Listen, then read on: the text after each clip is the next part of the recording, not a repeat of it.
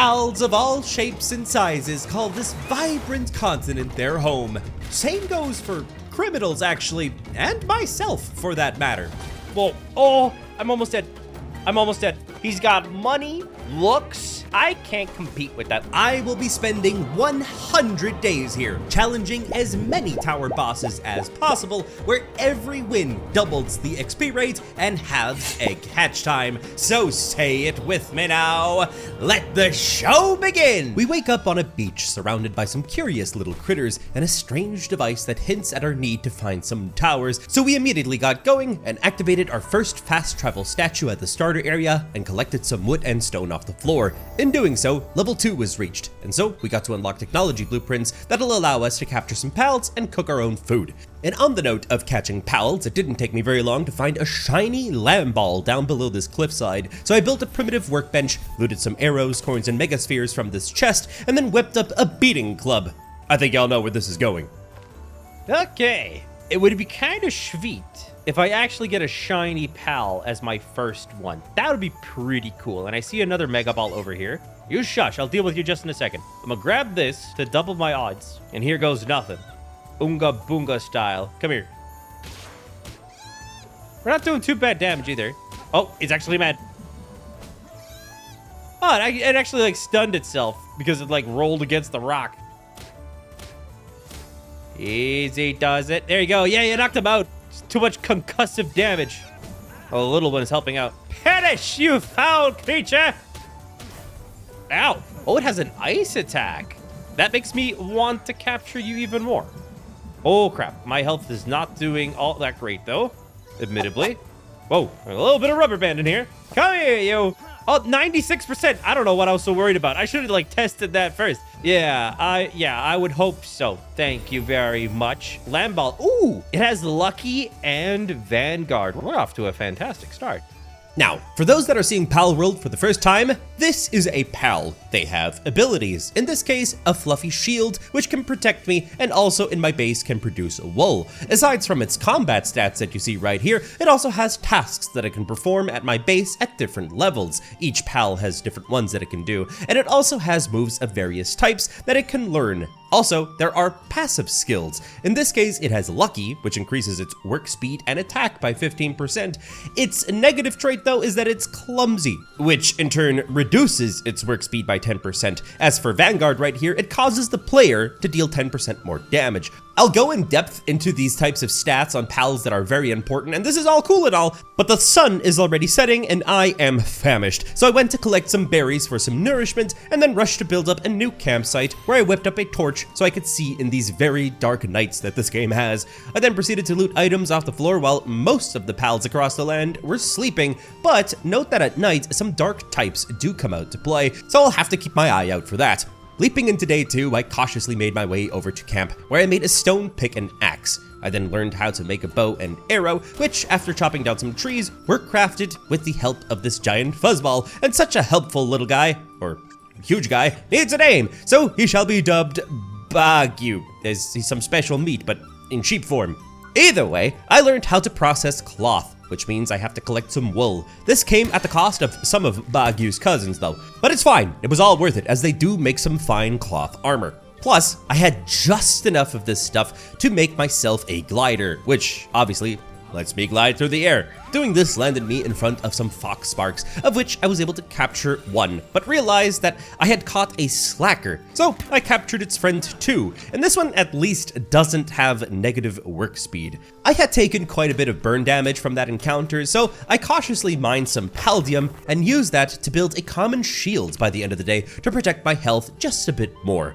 Also, considering it's now nighttime, there are tons of hoot crates out and about, and one was just sitting at my base, minding his own business, so I adopted him as well and named him Honkin' Hank. And also, the fox sparks that I intend to use for working shall be named Cruci, short for Crucible, as I only intend to use them for smelting.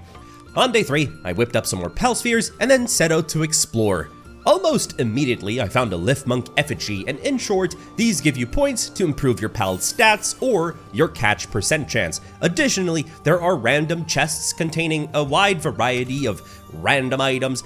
I'll be grabbing the chests and the effigies as I go about finding them, but I won't mention every single one as that is going to take us all day. After catching this random chickpea that decided to cross the road at the wrong place at the wrong time, I spotted a shiny goo moss nearby. What are the odds? So I started fighting it with Hank. And choosing him for this fight is very intentional. See, Hank has an ability that prevents him from entirely killing any pal that he's fighting, which proves to be very useful to capture what I need. With this one in the bag, I noticed that my party is entirely full, so I need to set up a base, and with that, a pal box, so I can actually access the pals that I catch from here on out. I say that, yet I decided to take the time to catch this water and ice type called Pengulet, and also this Kativa spotted shortly after. These two will do nicely for my collection and help me with my base. After unlocking more of this region's territory, I found a water skill fruit. These let you teach a specific skill to your pals and come in various forms. I then got a little bit trigger happy and caught a cremis just for the sake of catching them all. Through a narrow passage that I passed, I spotted the first tower in the distance. If I beat the boss inside, it means that I'll get double the XP and catch rate, but we're not ready for that just yet, so I just continued gathering. The following early morning, I arrived at an abandoned castle, and in this spooky place, a tombat attacked me for no apparent reason, so I punished it by imprisoning it in my magical sphere, which reminded me that I need a pal box, a base. I have priorities, so after exploring just for a little while longer, I decided that this here plateau would serve me nicely as my first camp spot. So I placed a pal box smack dab in the middle and claimed it as my own. Now that I have access to a pal box, I named my Tombat Sir Mines-a-Lot, as he's very skilled at mining. I then set him to mine all of this tasty ore while I gathered wood in the vicinity. With all the supplies that were coming in, I began to set up shop, establishing several crafting stations and also set up some area lighting. Okay, day 5 now. We've got ourselves situated. Sir Mines-a-Lot is just having at it. And we got a couple things going, okay? So not only is our stockpile of ore growing ever so nicely, we got lighting, got ourselves a repair station, which is coming in super handy for my tools as they are depleting rapidly. And besides all that, we have places for our pals to sleep, as well as for them to eat. And hopefully we can get this little berry plantation to actually grow some food so that this place can auto-sustain itself. And the reason why I say that, and I have 2 beds over there, is because I'm at the point where I can do a base upgrade as I completed some tasks up here. And just like that, I can add another pal to the base. And that in this case is going to be the Pengulet, which I have named Snowcone.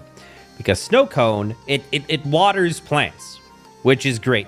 So technically, from all the berry bushes that I collected, I'm gonna seed this real quick, and Pengulet should queue in on it and actually water this bit. And indeed it was so. Snowcone got straight to it and watered my berry plantation, so with food growing, I decided to set out and hunt some pals for some wool. And after gathering just a smidge of this stuff, I sadly aggroed a very big Depresso and its entire family tree. Back foul demon! You know what? If it weren't for all these little shits, I probably would want to take on that boss, but they do poison, and I don't want to deal with that. Goodbye.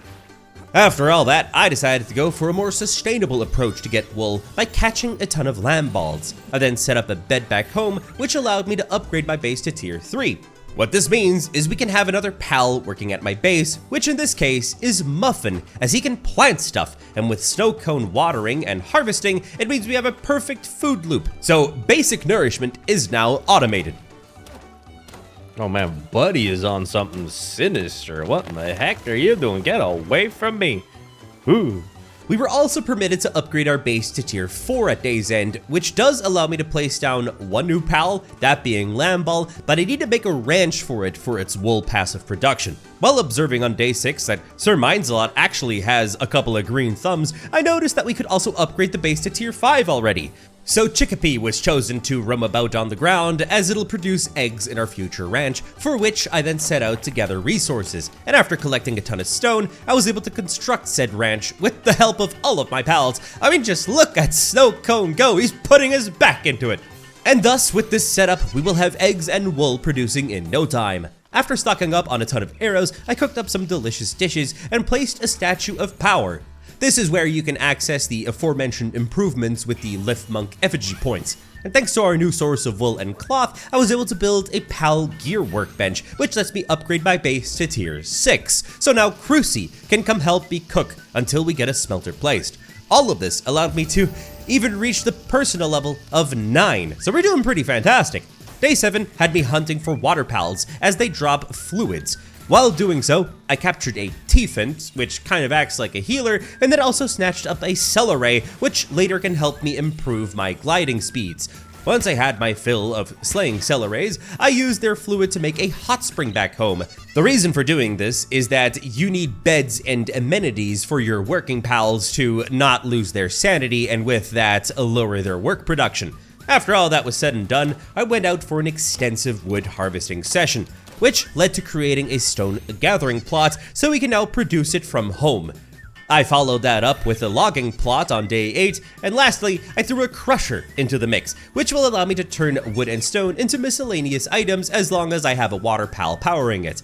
This leads us to a tier 7 base, which means more helpers, which in turn means more food is needed, so I expanded the farm slightly. I then cooked some food until I reached level 10, and then learned how to make a primitive furnace, which I quickly constructed. This means Crucy can now smelt us a ton of ingots, for which we already have a lot of ore. But man, if you haven't already, check out the randomized PALWORLD series that I've been doing on the NES with Natural and Chaotic. If you watched that from the start, you know how long it took us to get to this specific point. Dear Lord. All of that ticks our base to tier 8, and I know just the pal to occupy this new vacant slot, that being this here Eikthadir. The duo that I encountered gave Hank and me a run for our money, but I was able to capture both of them in the end. These serve as mounts later once you can make a saddle, and they also are tier 2 woodcutters, so these will produce well at our plot. I am keeping the one with the passive skill called Burly Body as my mount, as it grants a 20% defense increase. What ended off the day was that I crafted a headband for my head armor slot. If this is gonna protect me, I doubt it, but it's kinda pretty. Production was well underway on day 9, and to account for all these new supplies, I added a ton of more storage chests. So I decided to just let production run its course and set out to catch new pals. I started off engaging with this here Melpaca, which I actually caught with ease, and then immediately noticed that I was out of pal spheres. Perfect.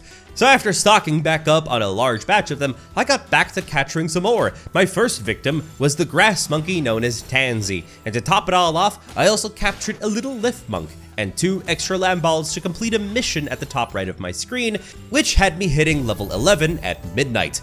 And man, that milestone is huge, as I unlocked the high quality workbench on day 10. It was slapped together in a jiffy, thanks to the fact that Crucy had produced enough ingots by now. It was here where I crafted a metal pick and axe. Upgrades, people, upgrades. This will get me a ton of more resources. And a very welcome plus is that I was able to make Celeray gloves here, and considering that I have one in my party, I am able to glide much longer distances. It and my newly saddled Melpaca need a name though, so we now have Milanesa and Camry. Admittedly, our stone production was on the low end, which meant I still had to go out to get some myself.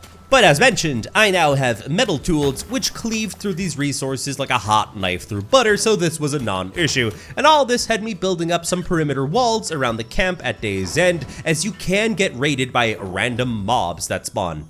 Day 11 had me restocking some supplies, and with them, I began to scout for a ground-type pal that would be good for combat, and in this search, I found a black marketeer. Here you can buy some pretty cool pals, but I'm broke, so I won't be buying anything just yet. Moving on, I found a biome that seemed to be in a state of eternal autumn, and honestly, it is incredibly pretty. And later, I found an abandoned temple, where I found a lady named Zoe, who was, quite frankly, very rude, and who is the one to beat in our first challenge of our first tower. Shortly after this, it began to get dark, and it was then when I noticed that rush ores began to spawn nearby, so I tangoed with one of them at day's end and started to look for some more. It was at the dawn of day 12 that I ended up catching an extra pair of these and thus rushed back to camp with them. Neither of these piggies were any good, but I took the best one of them and named it Inosuke. If you know, you know. And since I was here at camp, I whipped up a 3-shot bow to increase my DPS. After that, I set out to level up our new friend, hoping to acquire some new skills for it that could give us a chance against Zoe, who uses electric abilities, so ground is our go-to. And just with a few levels, presto, he now learned something called Bog Blast, but we can do better than that. Some XP notes came in handy to boost him up even further, and right outside our base was a Chillet boss, which I kind of hesitantly decided to take on. Alright, Inosuke. No pressure. But it's time to shine, okay? This is your one-way ticket to my victory. Oh, dude, we're cruising. I'm not even worried. I mean, just look at that. It's melting. Straight up melting. And that's not even just a pun on it being an ice type. It's just reality of the matter. And I don't even know if I could catch these, which says a lot of how much I've been understanding what I've been doing in our randomized series on the nest. But I might as well give it a shot. Let's see what happens. Oh, it says capture rate. Come on. Hold still. Well, it doesn't just reject it. Might be doable.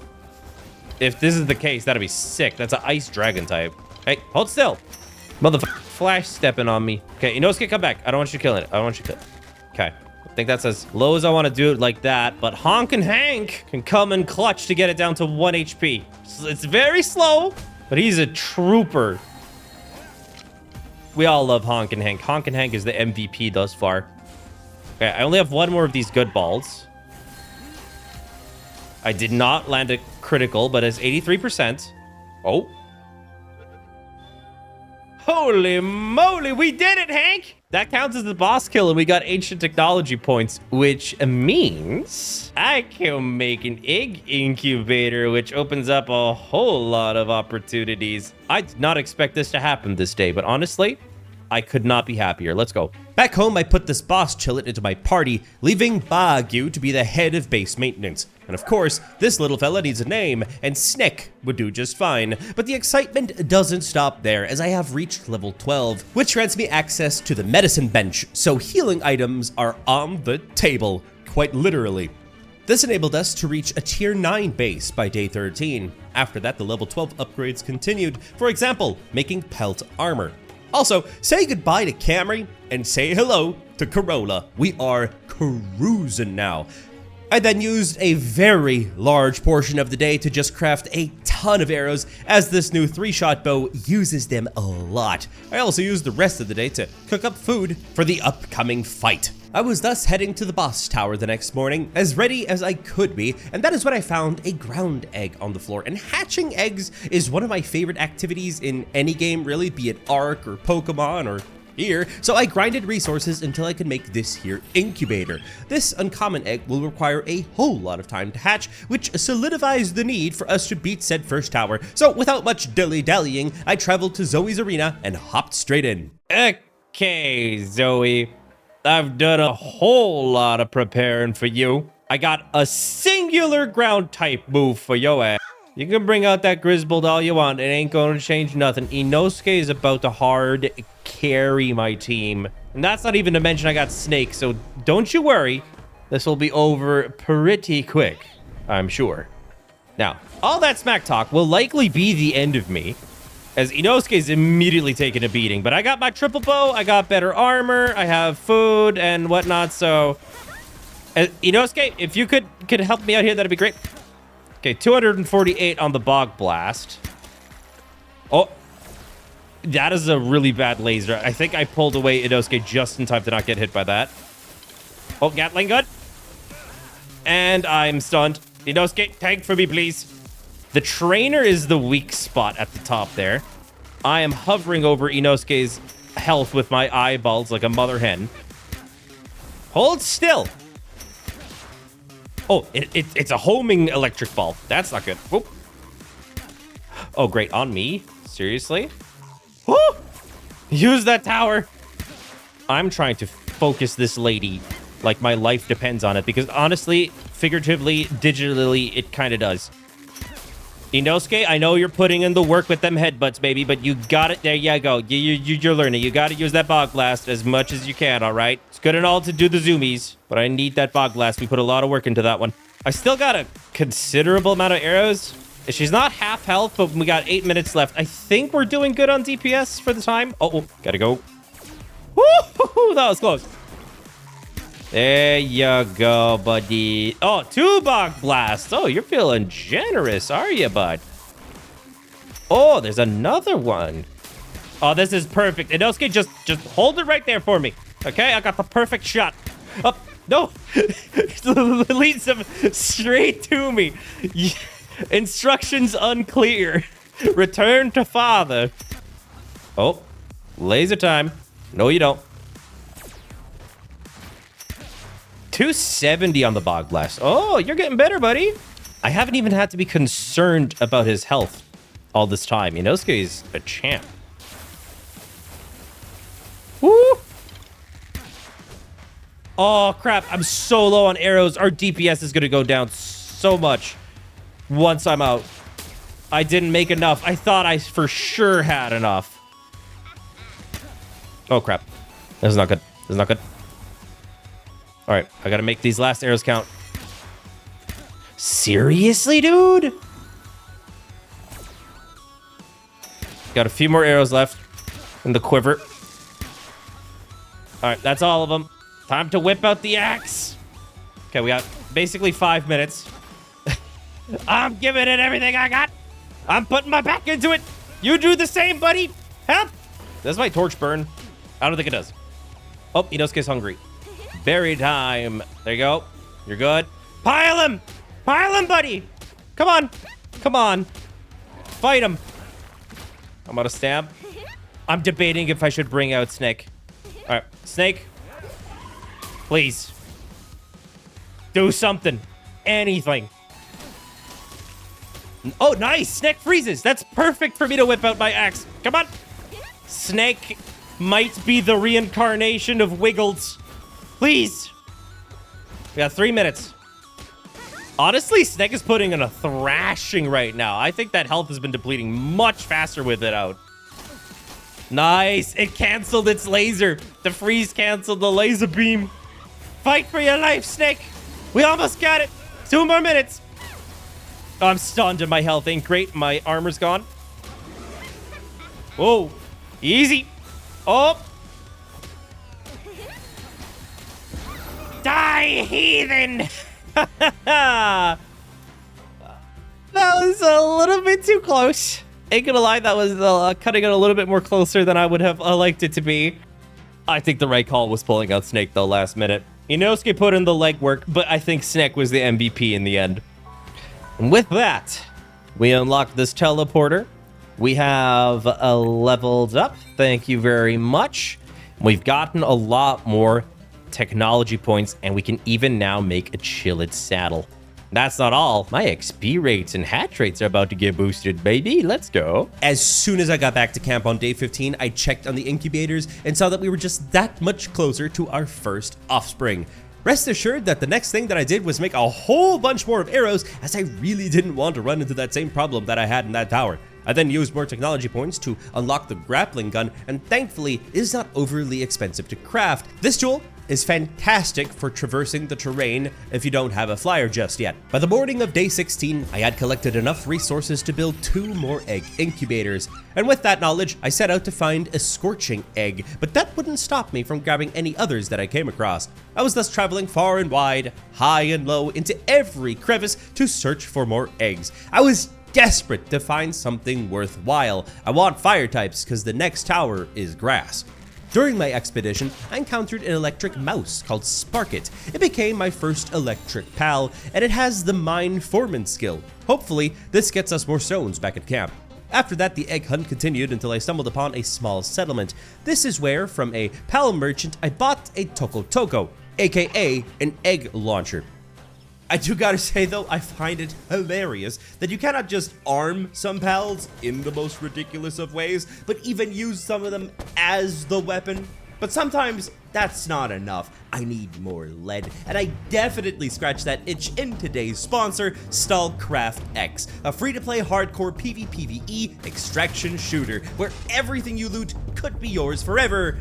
Emphasis on good, as dying is costly. Out in the exclusion zone, you decide your path. Sneak past rival stalkers, hunt for rare gear, or dive headfirst into a firefight. Your risk, you're rewarded, you do what you want to do, and when you're not in a high-stakes raid, there's no shortage of action. Just jump into a quick 5-minute deathmatch or gun game sessions to warm up your aim. Then maybe, if you're feeling brave and lucky, enter a wild zone. It's got that high-tier loot to match its high-tier danger, and everyone, and I mean everyone, wants a piece of that pie. You also got some deep weapon customization to do. Tweak your sights, handguards, grips, muzzles, craft a stealth loadout to go in sneaky peeky like, or shotgun berserker. The choice is yours. Whether you're solo or rolling with the crew, there's hundreds of hours of gameplay here. 4 factions, tactical clan wars, upcoming 3-player operations, plus seasonal events that keep the zone fresh and unpredictable. So jump into the zone today by using my link down below to get the game for free, and don't forget to enter my exclusive bonus code for some special in-game rewards. So enjoy the action out there, my lovelies.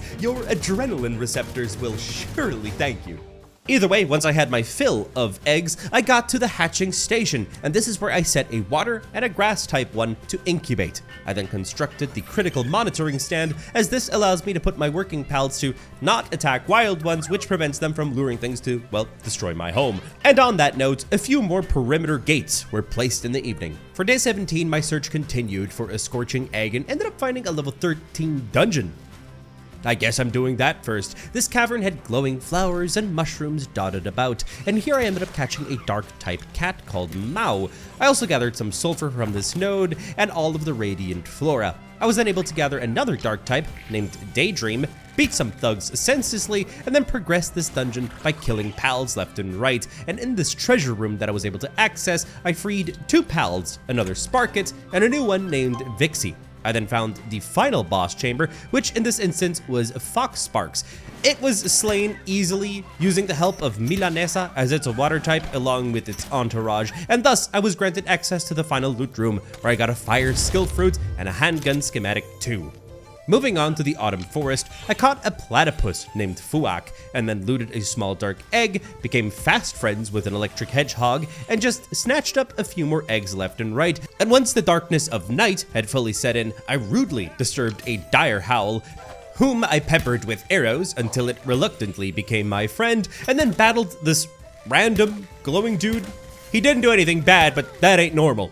Next to him was this really gloomy looking depresso, so I guess he's coming with me as well. What a productive day, although still no fire type. I entered a mine shaft the next morning and ended up in a quite decorated room. Not my style, but you do you. Here was another black marketeer, and saw that I can purchase from him a cognito, and y'all already know that I just have to get me at least one of these. Ain't no 2 ways about it. I then tussled it out with a shiny Jolthog outside for a bit, which was regularly using a fire type attack, so I decided to return to base with it and inspected this creature. I saw that it had Ignis Rage under its belt, a strong fire type move, so goodbye Inosuke and say hello to Zenitsu, who I then gave the fire skill fruit to. I know it's not a fire type, but this might help me in the coming tower. As for my base pals, I brought out the kitty cat, as in the ranch, it can slowly produce coins. Free money! So I called it Meowth. Moving on, I found a boss dungeon called Sealed Realm of the Frozen Wings. A little bit dramatic, so I decided to check it out, and to my surprise, inside was a giant Pen King, the perfect sparring partner for Zenitsu. Its penguin army caught me by surprise. They were actually the real threat, and one thing led to another, and I actually died inside. You win some, you lose some. So back at base now, I just put in some work to process some supplies, and all of those resources led me to making a sphere workbench on day 19. Here at long last, I was able to make a heavy weight module. It ups my pal capture probability chance, but also reduces the distance that I can throw them. Up next, I built a PAL expedition station, and this colossal mineshaft looking structure lets me send out pals on, well, an expedition to get items passively, but sadly all of my pals are too weak right now to complete a run, so I whipped up some meds and rushed to kill a dude named Hawk on this giant bridge. That sadly didn't give me any more ancient civilization parts, which I was after, but under it I found a few more eggs and then just kept exploring until I found a pair of van worms. So Hank and I had at 'em and managed to catch both of these prime dark fire flying specimens. I continued to explore as the sun was setting and finally spotted a scorching egg off in the distance. So upon approaching it and having it now in my possession, I teleported back home. Here I swapped Corolla out with my best Van Worm, but sadly I can't mount it just yet. I need to level up a bit more for its saddle. This new Firebird would come in handy though as I headed out on day 20 for a rematch with that King boss. 1 for revenge, 2 for XP, and 3 for ice organs. So before entering, I named our new friend Stratos and thus hopped in. Okay, Stratos. Oh crap, he's fighting right off the rip. Blast him. You know what? Let's take out the little stragglers first, actually. These little guys are what screwed me up. It's the little entourage that's the real threat here, okay? Give me your organs! Ooh. I think I just naturally dodged one of King's attacks there. Can do this blindfolded, baby. There we go. The entourage. Oh, the entourage is down. Go get him, Stratos. Woo. Here's the belly flopper. Half health. Okay. Honestly, Vanworm looks so cool. Seriously. Like, it's probably one of the coolest looking pals. I'm surprised you get it this early on, honestly. But either way, down you go, buddy. Easy cheesy, man. Ancient civilization parts and ice organs. Just what the doctor ordered. Got a bounty token. We'll figure that out later. I then zipped on back home, and there I decided to just catch this random Nightwing next to my base, which honestly also looks pretty sick. I then had to collect some stone, but with that, in combination with my recently obtained ice organs, I was able to build an ice box to preserve my foods for longer. All of that let me upgrade our base to tier 10. I then swapped Stratos out with my Nightwing, which I then named Talon, and my goal is to craft a saddle for it as it's an earlier flyer, and what better way than to gather resources while also collecting good loot from chests in a dungeon. So I ended up catching a little mole guy here named Fuddler, mined tons of Paldium, and defeated the final boss swiftly, which was a daydream. I gotta start doing these dungeons at higher level though, because the loot, although not too shabby, ain't great either. And considering I had run out of arrows from that fight, I had to spend the rest of the night just making a bunch more. I kicked off 21 by collecting some leather, and from this shiny chickpea, I looted a ring of neutral resistance, meaning neutral attacks deal less damage to me when equipped. After that, I spotted a herd of dire howls chasing a floppy, and I wanted to save it, but Zenitsu apparently had other plans. Either way, I got back home in the afternoon and made a Nightwing saddle so that Talon and I can now take to the sky. No effigy or egg shall escape my grubby grasp. Now, it's time for what I've been waiting for, which is egg hatching. Okay, dokie. This rocky egg we've been wanting to hatch for the longest time. Let's see what it's gonna be, huh? A Domud! Oh yeah, baby! I wanted this. For those that don't know, I love Domud. Domud is the greatest. You know what? I have to do it. Skleeb. All right, we have Skleeb. He ain't great at all for working or anything, but this Skleeb is going to just be in our ranch. Because this chunky boy who just belly flops his way over to the ranch makes oil there, which we need to like fry foods and later make like very important resources. So I'm glad we got him going. Either way, up next, the damp egg. We got a surf ant. Not bad, actually. Oh, it's a pacifist. Oh, you suck. Yeah, you suck for combat, my guy. Well, one for the collection, at least. In you go, never to be seen again. And last but not least, the verdant egg. Herbil, I have never seen you before. What in the heck are you? Grass neutral typing, but he has artisan. Work speed 50%. My man.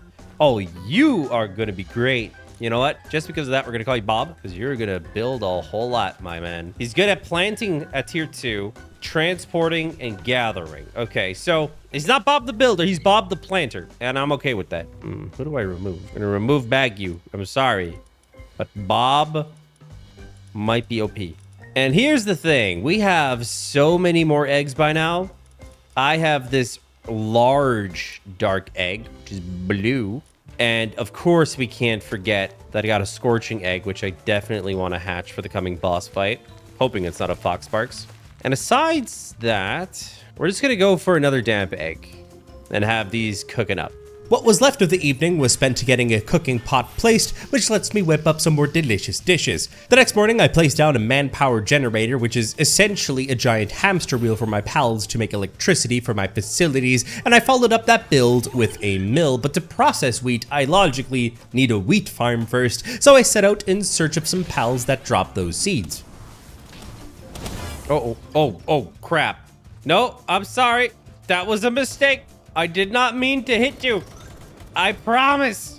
Yeah, I don't know what I was thinking, but I accidentally hit the police. So now I need to hang low until this misunderstanding blows over. The cops apparently, though, never leave. So I tried to defend myself, which just kind of escalated the situation even more. Who would have thought? So I just flew super high into the sky in hopes that that would just make everything de-render. And this gave me a lovely view of the land. And after a while, it did clear up my wanted status. All that running led me to some floppies, which indeed do drop the wheat seeds that I was after. Here I also found my first ice egg, which obviously I snatched up, and then I caught my own floppy, along with this pretty grass type named Cinnamoth. This might be my first medicine crafting pal. Either way, I might as well throw in this gill claw that I spotted, and it did try to escape, very much so. It resisted my balls quite well, but at sunset, it got caught like the rest. I was then able to make my wheat plantation on day 23, which ups our base level to 11, so Sparkit could be deployed to produce electricity at the giant hamster wheel. Up next, I built myself a Ring of Mercy. This means that my attacks are similar to Honk and Hank's, which don't completely kill pals. Now we can replace him, so I added Corolla back into the team, and with just a few more nails that got crafted, I was able to make a fire crossbow. And I will take anything to mow down the upcoming grass boss. And yes, doing these couple of crafts does take forever if you don't have any pals helping you out. I was able to craft some fire arrows too, but I'm going to need a whole lot more of fire organs. The next day, I stocked up on precisely that, along with some ice organs sprinkled in, which, in doing so, had me reaching level 20. As I continued to grind Foxsparks, I spotted some Vixies and Rush Ores, which dropped some bones. This is precisely what I needed to craft a Mega Glider. It's in the name what it does. You glide in mega style and mega distances. Plus, I could now make some cold resistant pelt armor for my winter endeavors. As for my evening activities, I made quite a few storage chests and just cooked through the night for a very intense grinding session that was to come. So, day 25. The grinding session commenced by just cooking food all day long. For day 26, I changed to crafting arrows all day long, as I have some very big fights coming up, and 27 was when I took Sir Minds-a-Lot to grind Paldium until the sky got dark yet again. The next 3 days were spent hunting down and killing a whole assortment of creatures in the interest of gathering leather, bones, and organs of all types. So to summarize where that grinding landed me at the end of day 30, I had hit level 21, which lets me make the Van Worm saddle that I had wanted for so very long. I also got to hatch all the available eggs, but sadly only got dupes, so I'll keep hatching eggs throughout the adventure and mention if something good or new pops out. On day 31, Stratos and I set out to have a view, and in the distance, we can see our snowy tower target. Only a little bit of preparation to go, and one of those preparations is this here Mega Shield, for which I have the resources to craft. And with Bagyu whipping up as many fire arrows as my resources allowed at the moment, I started to prep my boss fighting party. I decided to take the Foxsparks that had hatched along and then did some general base grinding, which led me to making a weapons workbench as well as a PAL research lab, where research commenced that will improve our work speed. All of this had me upgrading our base once again and added a Cinnamoth to the workforce, as it's good for making medicine. By dusk, the arrows were ready, probably not enough, so I did end up making a spear as a last resort weapon. So, on the morning of day 32, we set out to challenge the Cold Tower boss, and man, I am glad that I got Stratos. It's such a long flight, and it saves me so much time. Along the way, I did snatch up a few new buddies, like a Bristla, if that's how you pronounce it. I then arrived at this here swamp, which was just filled to the brim with these dastardly gobfins, where I snatched one of them up in all this chaos. Eventually, I reached the snowy cliffs, and thanks to this cold-resistant armor and Stratos' warmth, I was snug as a bug and made my way on over and hopped on in with much hesitation. Okay, dokie. Here we have this warrior princess style character. I remember your grass type. I forgot the name. I do apologize. Yeah, you. I remember you. You know what? I'm not too worried. Lily and Lylene. Lylene. Why is that so hard to say? Either way, let's kick it off with Stratos. My favorite at this point in time. I got my fire crossbow ready, so let's hope we deal enough DPS. That is my main concern, along with running out of fire arrows. That is a very big reality that I might face, and I am already without my... Am I using my fire arrows? Yesn't? I hope it... My armor is damaged. What? It's probably my headpiece, honestly. It's probably my headpiece. I'm probably fine. I'm probably fine. I'm sure I'm fine. Will you stop following me? Focus on Stratos, please. Well, I'm gonna shoot you. Yeah, that deals even more damage. Okay. Whoa, whoa, whoa, whoa, whoa. Oh, right. She has a water attack. That could go real south if she hits Stratos with that. I forgot that was a thing. Honestly, I don't think I'm dealing enough DPS. Whoa, easy does it. You can cut somebody with that. I don't have a lot of arrows, so I'm always very, very frustrated if I miss, but that was 196. Not too bad. Woo! Easy, mama. Could you use more fire attacks, please, Stratos? There you go. Now she's burning. That's what I'm talking about. Oh, this one's bad. This one is really bad. The seeds, if you touch them, go kablooey. 203. Ooh. Woo! They're homing. How did that not hit? What?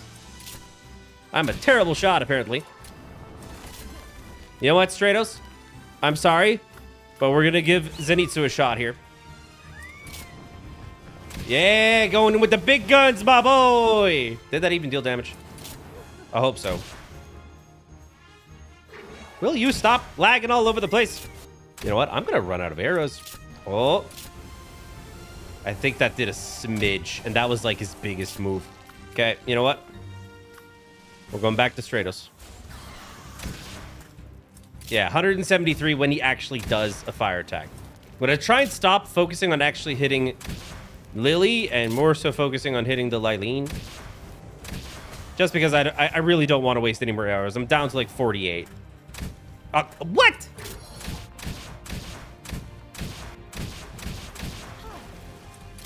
Oh, that did so much damage to Stratos. Okay, Sneck, it's your time to shine. Okay, I know you do not have the best moves for the job, but figure it out. Honestly, if you freeze her, that'd be great, because then I would be missing 50% of my shots. So there's that. They hurt so bad. I gotta heal. I gotta heal. I know I have meds. I know I have meds. There we go. Oh, crap. Oh, get back. Oh, that's poison. I haven't seen her do that yet. Fine. Tails. Show me what you got. I know you're low level, but do something. Random bull. Go. That was a ground attack. That was not part of the plan. Whoa. All right, let's try Zenitsu again. Now that he's healed up a bit. Okay, please deal damage. Nice. That was not bad. That was not bad. No. We don't got the DPS, Zenitsu. We just don't got it, man. Holy crap. That basically one-shot Stratos. Yeah. 4 minutes and not even half health. I think this one is in her bag, everybody. That is safe to say. Basically out of arrows. Yep. There goes my last arrow. We do have the 3-shot bow still. And I'm going to give it my all. Isn't that right, Snick? Whoa.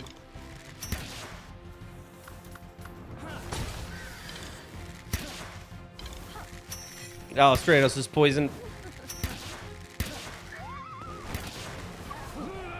And there it is. I have met my defeat. You win some, you lose some. It is what it is. Back to the drawing board, everybody. At nightfall, I respawned back at base with my booty cheeks hurt and cooked up ways on how to proceed. I had a eureka moment on the morning of day 33 as I crafted up some gigaspheres. After whipping up a heavy amount of these, I headed to the Bushi dungeon. Close by there, I did snatch up a Mozzarina which produces milk passively at the ranch, and then I dove into the realm of the Sword Master. Basically, Bushi is a samurai that is very resistant to my arrows, but more importantly, deals fire damage. Thankfully, not as much fire damage as Milanesa does damage with its water ball. We had a lengthy battle with some back and forths, but with Honk and Hank helping me out, I did not kill it completely, and thanks to my recent upgrades, I was able to catch this boss no problem. It shall be my new ace up my sleeve against this grass boss. Upon inspecting it, I see that it has the ability to provide additional DPS with a sword slash, and you already know that I have to name this dude Tanjiro. I was aware that I would have to restock on fire organs again, so that is precisely what I did for a good while, and I figured my best bet would be to go where the Vanworm spawned, so I made my way on over there with the utmost haste. And once there, I finally spotted something precious, my first batch of cognitos! I have found my people. Trust me, you're gonna love living with me. I promise. Whoa. Oh, I like that move. Kind of like fading into the ground, all evil style. Okay. Whoa, easy does it. Oh, we got some loop moons up in here. Oh, great. Everybody's here now. Uh-oh. You know what? I didn't bring Honk and Hank to the party. All right.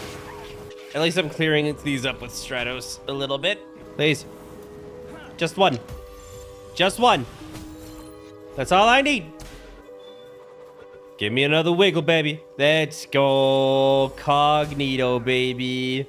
After catching some of these Vanworms, I realized that they don't actually drop any fire organs, but I just kept at it anyways for another plan that I cooked up. I then leveled up to level 23, which unlocked metal armor and gill claw gloves. And as soon as I got home, I unlocked the essence condenser and just grinded the rest of the hours away until I could actually craft it. Building this thing took me so long that it became day 35, but it's going to be so worth it, as here I can choose Stratos and essentially fuse him with the other Vanworms that I've caught to improve his overall stats. Plus, I was able to make the newly unlocked gloves, so say goodbye to Milanesa and say hello to Palomita. He essentially does what Milanesa's job is, but better. Also, Zenitsu just wasn't pulling his weight, which was the perfect excuse to bring Kenku along, my new Cognito, into the fold. Another piece of gear that was crafted this day was a metal helmet, and thus the flame organ grind continued till nightfall. The next morning, I found a random glowing dude named Scoot, although I named him Dead. In the crossfire, I did end up catching a Lee's Punk.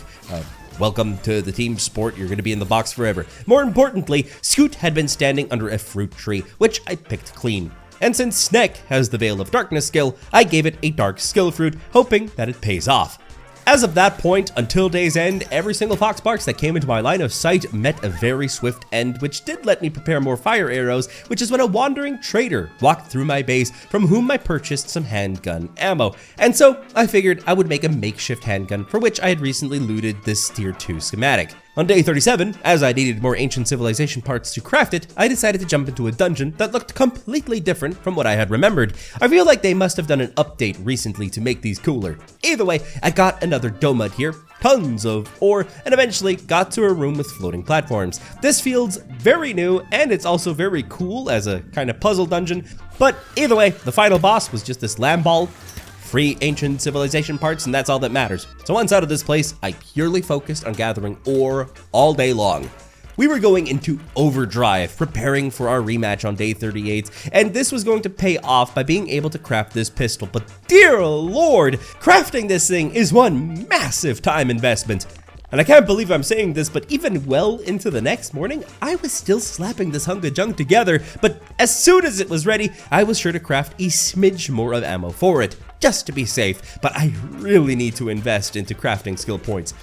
Either way, for the rest of the day, I just prepared food and multiple miscellaneous items for the fight. So at the crack of dawn of day 40, I figured it necessary to go and rematch Lily. I really am after the XP boost that comes with this win.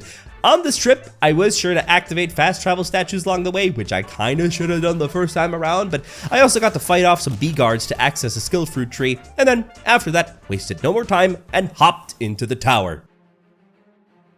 Alrighty. Round 2. And I don't have my fire crossbow equipped.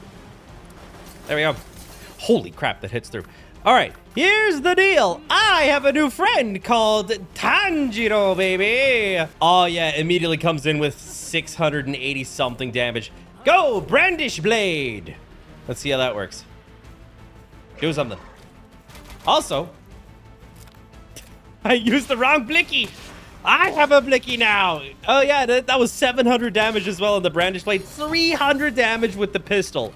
You know what? I know the fire crossbow is probably meta, but you know what? You can never go wrong with the blicky. Ooh, mama. See that? That is much more damage. And Tanjiro as well is dealing much more damage per his moves. Absolutely, like no doubt in my mind. Look at that. We're already almost a quarter of its health. I have taken a little bit of damage. I am poisoned. Let me use that on myself real quick. I don't know if that doesn't cure poison, but... Ooh. My heart skipped a beat as I saw those seeds come out. Go! Brandish blade! Oh! Ow. I keep forgetting that if I make him do brandish blade, which is that thing, I think, can't really move while I do that. Oh, yeah. You know, the pistol did take forever to craft, but I think this was probably the move. That and Tanjiro. And we still have the upgraded Stratos to help with DPS should Tanjiro all of a sudden take a lot of damage from a water attack. You know what? I'm gonna pull one out of the Dragons video.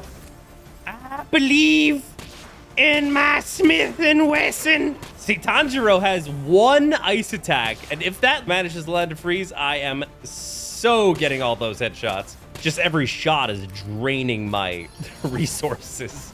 Could feel it in my pockets. Go! Brandish blade! He's gonna do his, like, anime thing. There you go. Just fades through everything. Look at that. Half health, 7 minutes. I'm gonna be running out of my pistol ammo, though. Oh, I pulled him back just in time to not get hit by the water. I know that's cheesing it, but I need Tanjiro's DPS. I cannot do without it. Oh, there goes all of my ammo. Time for the fire crossbow. Got the burn off. Very nice. Oh, come back. Oh, I saw his life flashing before my eyes. Thank you for the freeze, my boy. Brandish blade. Oh, did his freaking flash step save him from the water ball? I think it did. We are losing a little bit of momentum now, though. He's half health. Oh, pulling him out. I saw that. I saw that, you sneaky. Are you hungry, Tanjiro? Yes, you are. Eat up, my boy. Oh, no, you don't. Nice, that was for me, so I didn't have to reduce our DPS by pulling him back. Honestly, I'm getting a little bit nervous. Our DPS is going down for some reason. I don't know why. Probably because I'm not using the pistol anymore. I need some decisive hits from you, Tanjiro, right now. I really do. Notice how I stopped giving commentary because I'm getting very nervous right now. I don't know if we're going to make it. Oh, great. We're poisoned. Okay, he's doing not too great. I'm going to pull him back. Time to bring out Stratos. You are upgraded. I want to see that damage, buddy. I want to see that damage. You got pure fire moves. Don't pull no funny business now. Oh, that hurt me so bad. Oh, great. I thought those healing potions were meant to heal. They do nothing. I really am not allowed to get hit until my shields are back. My wrist is hurting from just zooming in. I'm going to be running out of fire arrows soon. Okay, we got the burn off. It's been a while since we got that. I'm out of meds. Whoa. Oh, I'm almost dead. I'm almost dead. We got 2 minutes left. Oh, great. No. Oh, I think we're safe. Stratos is tanking right now. 1.5 minutes.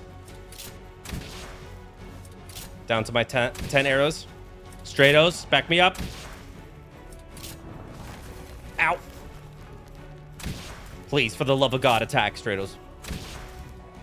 1 minute. I have no shields. Come on, Stratos! Do something, you bird! There we go! Woo! That was tense. I didn't think we had that in the bag, honestly. I thought we would have to go back to the drawing board. My wrists hurt, man.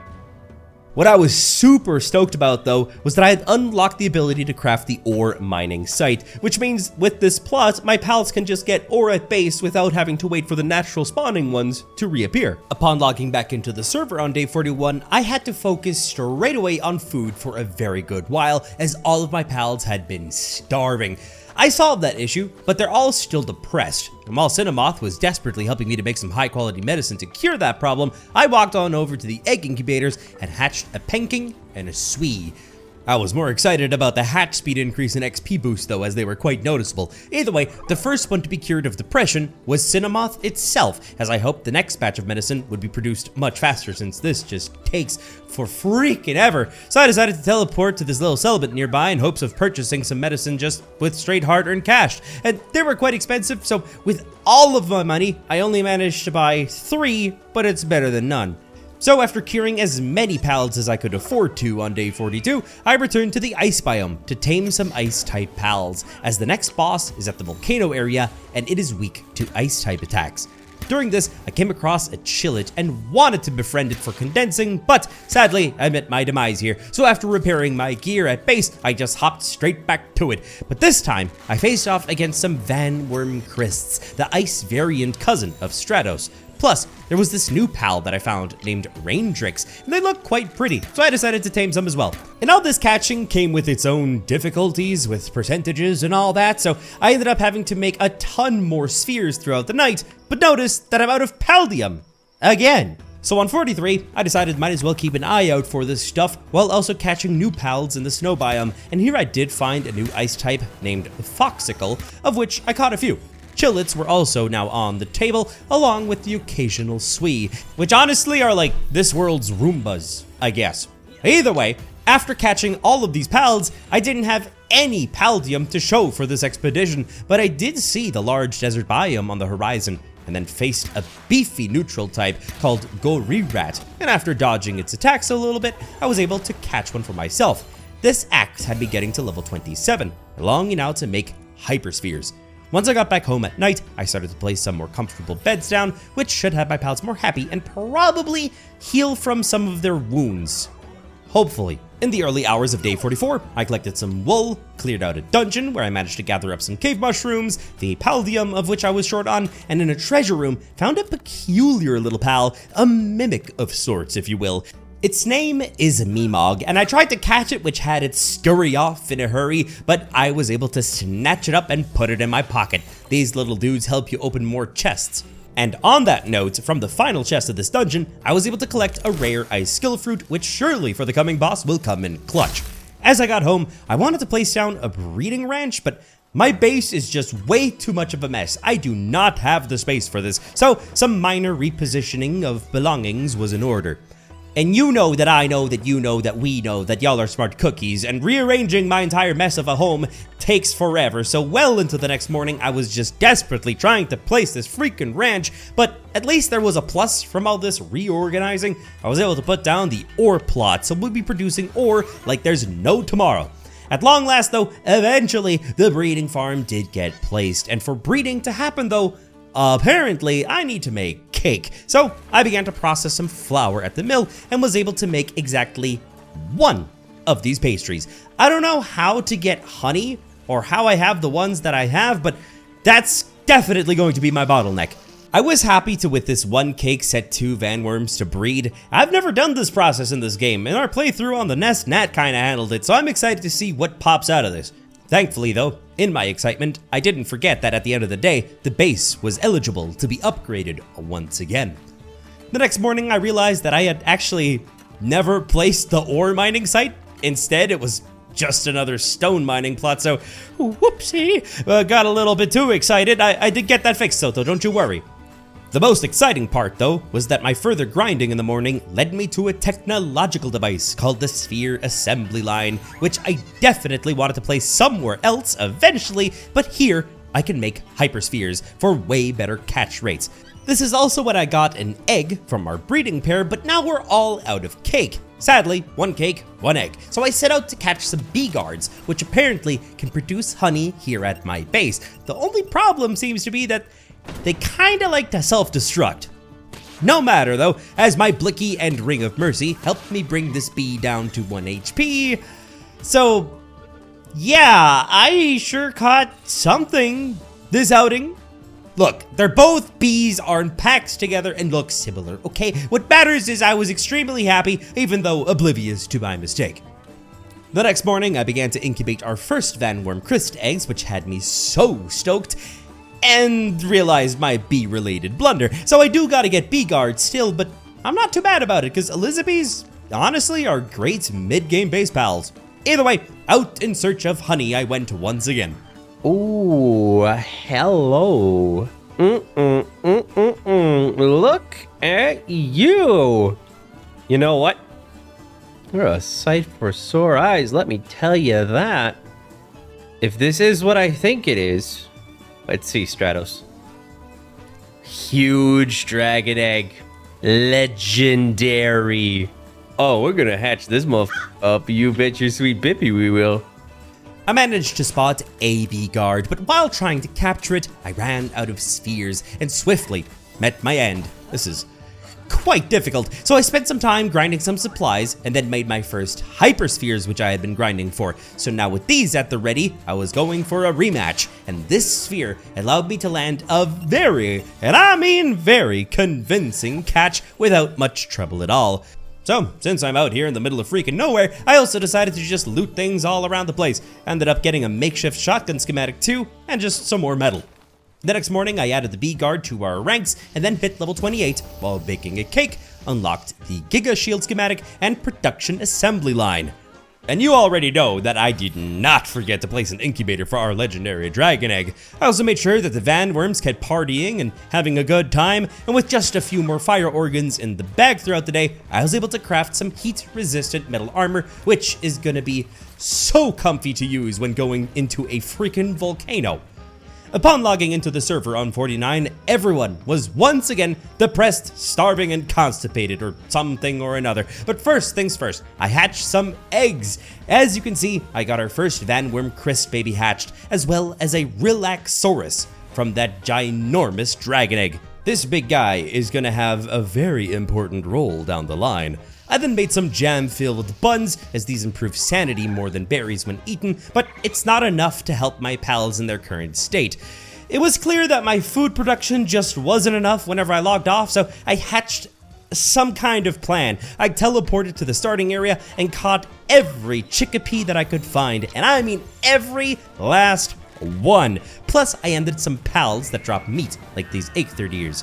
I then sold some of my belongings to the merchant for a quick buck, and then proceeded to buy an assortment of meds from him.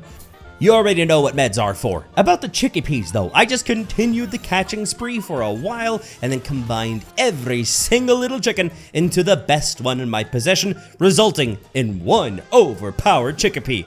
He was dubbed Eggman on the morning of day 50, and my hope is that the more chickens I have combined into him, the more eggs he shall produce.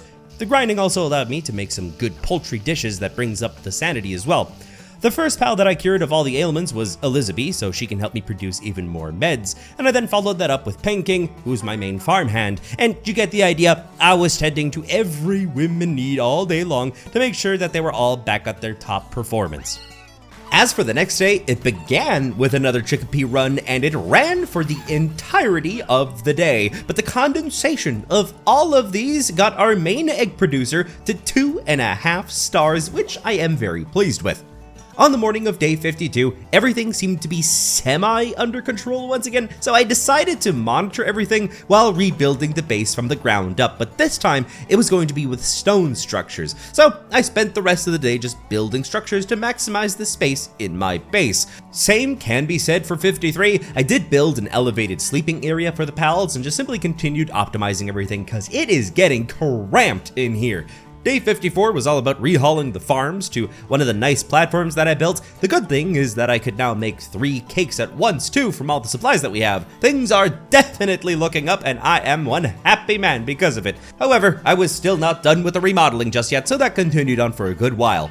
My resource dilemma seemed to have been fixed as I was now able to easily craft 20 hyperspheres at the dawn of day 55, but sadly, Zenitsu just isn't cutting it anymore for the power on the hamster wheel, so I went off to grind some sparkets for electric organs along with the occasional chickpea or two. As for the end of the day, I did end up going to the village and purchased just a few more organs that I was short on. All of this grinding led to making a power generator on day 56, and that right there upgraded our base once again. I then headed southwest, and here we took down some raw cherries, and I also caught this fire reindeer thing named Ruby. And while I was snatching up a second one, a supply drop started falling from the heavens, so I went to check it out. It was guarded by some low-level thugs, so getting the contents proved to be not so difficult, and it was surprisingly not bad stuff inside. I got potions that permanently boost my stamina, some crude oil, and a heat undershirt.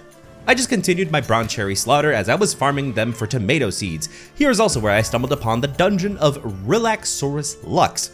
I figured I'd hop on in, what's the worst that could happen, really? I'm only one level off from it anyways, and once I entered, I rudely awoke it from its slumber, and the fire blicky combo proved to be very, and I mean very, effective. I chucked this hypersphere at it and caught it on my first toss too. I even got some precious dragon stones from it to sell. I was flying into day 57, exploring the map this way, taking in all the views, and thus came across the dungeon known as the Sealed Realm of the Winged Tyrant. Inside lies a Wyvern boss who was quite feisty to see me. This one was definitely more beefy in comparison to the recent Relaxaurus Lux, but just like it, this one was mine on first try as well. I'm seeing a pattern, and I'm not complaining. Eventually, I did come across a bronze cherry habitat where I caught one, along with a unicorn named Univolt. Right next to this was also a goat named Arsox, which could obviously not be left behind either. All of this traveling did get me lost a little bit as I noticed that I was right next to the giant volcano, which is where the next tower boss is at, so at least now we know where to go. During my grind, I did notice that the bronze cherries also dropped some potato seeds, so I kept at it just a little while longer until at long last, I was able to place a tomato and a potato plot at midnight back at base. Now, day 58 was welcomed by some very significant upgrades. One was that our giant dino, the Relaxaurus, has 3 points of electricity. He's gonna work at the power generator until the end of his days and not do anything else. The second would be that Arsox is much better at cooking than my previous pals, so we swapped him out too. As for Eggman, he also got condensed to 3 stars, so we've been upgrading across the board. But we're not done just yet, as up next, I decided to bring out the bronze cherry that I had recently caught, as it has 3 points of planting, which will sort my food problems. Hopefully. The potatoes and oil from the domuds resulted in some french fries, and the tomatoes, along with some eggs, resulted in omelets. These foods upped the sanity of my pals by quite a bit, so they'll be working at top speeds. After such a productful day, once evening had set in, I added a Vanworm Chris to my party, along with Sir Mines-a-Lot, to mine a lot of ore since Vanworm has the Mining Foreman ability. I think that's how it works. I think it ups my mining while it's in my party. If I'm wrong, let me know. So, on day 59, we farmed some Paldium and used that to craft a high-tiered hot tub for better sanity regeneration. As soon as that got placed, I hopped into dungeons to do a metal run for the rest of the day, but the highlights were that I did end up catching a Killamari plus an extra Meemog. I could tell that the next couple of days had to be spent grinding, so for day 60, I went ore mining and collected some random loot that I could find here and there, but by day's end, I came back to base and crafted a hefty amount of arrows as I planned to clear out many dungeons. And on day 61, I did just that. The arrow production lasted into the early hours of the morning, but right after that, I teleported to a different zone and quickly entered a dungeon that I found. Inside, I gathered Paldium, sulfur, and all sorts of other goodies. Once I finished off this dungeon by killing a level 18 Nox at the end of the day, I left to go back home and deposited all of my treasures. On day 62, I got right back at it, went back to this zone and found yet another dungeon entrance and hopped in without much hesitation. I ran through this one quite quickly, but looted as much as I possibly could carry. The final boss was a level 18 Rabuni, which got diced up in record time and thus returned back home in the evening yet again. Day 63 was spent exploring the map's edges. I glided across open canyons and climbed various ridges. During my adventure, I collected a very huge dark egg. This will be a great addition to my collection, I thought to myself. I then went back to base and simply did some upkeep, as there seemed to be something wrong at said base. Can't put my finger on it quite yet, but something ain't right. It definitely ain't normal that they're all depressed and starving 24/7. So, ignoring the problems back home, on day 64, I once again traveled out to hop into a dungeon, but this one was quite lackluster. And I gotta add, I definitely wasn't helped by the fact that I died to the final boss, so that's great. But either way, I returned back to base after this extensive grinding session that I've had over the past couple of days, and once again, everyone had stubbed their pinky toe on something and just needed more treatment. Something was definitely wrong in my home, and the only thing that I could tell was that the pals responsible for the farms weren't pulling their weight. The next morning, I did end up hatching a loopmon and inserted these 2 huge eggs that I had recently come across. The grind had me reaching level 32 at this time, and then I went through my haul of goodies. The main things were a life pendant, some paldium, sulfur metal, you already know this, and some rifle blueprints. I then waddled on down to the settlement and restocked on some meds. I then shoved all of this medicine into a rack so that all of my pals can heal themselves if needed. They're big boys, they know how to do this, I'm sure. It's just syringes, what's the worst that could happen? I desperately then tried to fulfill everyone's needs, but something was going to have to change with food production. First and foremost, I set my Relaxaurus to breed with my Lift Monk on day 66. Yes, you are just as confused as me, but we should get a very valuable new teammate from this union. Throughout the day, I monitored the issue and discovered that nobody was really harvesting the crops, despite the fact that many pals had the ability to do so. So I set Elizabeth to purely do that in hopes that that solved our famine. After all of our smelted metal was collected, at long last, I was able to make a weapons assembly line. With that out of the way, we are now at base level 15. I was really excited to get to do some crafting, but I had to set some lamb balls to graze to produce more wool because I was severely lacking in that resource.